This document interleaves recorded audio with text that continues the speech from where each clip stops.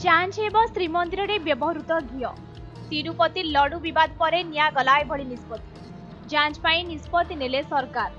तिरुपति लड्डू विवाद पर सजग हेउछि प्रशासन। एबे दक्षिण भारत समेत विभिन्न स्थान में प्रसादर शुद्धता जांच कर तेबे एपटे ओडिशा सरकार मध्य एने तत्परता करिसेंति।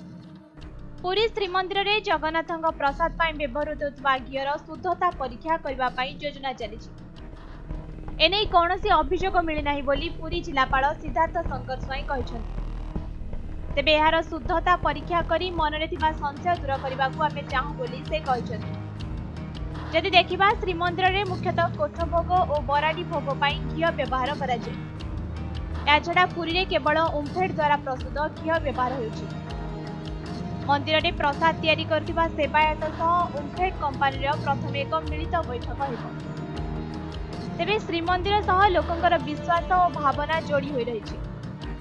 लोकंक विश्वास एभली बजाय रखिबा प्रशासन दायित्व। एणु प्रशासन ही जांच करुछि बोली पुरी जिलापाल कहिसेंति। मात्र एने किछि अभियोग आसी नथिबा से स्पष्ट करिसेंति। तेबे आंध्रारे तिरुमल्ला मंदिर घटना एबे सारा देश रे एक उदाहरण साजिछि।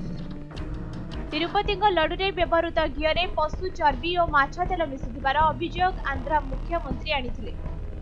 एने एक रिपोर्ट मध्य प्रस्तुत कर देखाइथिले। ए घटनार एजाएं समाधान होई नै सत। मात्र यह देश रे थिबा सबु मंदिर रे प्रसाद पाई व्यवहृत घीर शुद्धता उपरे एक प्रश्न सृष्टि करुछि। ब्यूरो रिपोर्ट समय लाइव।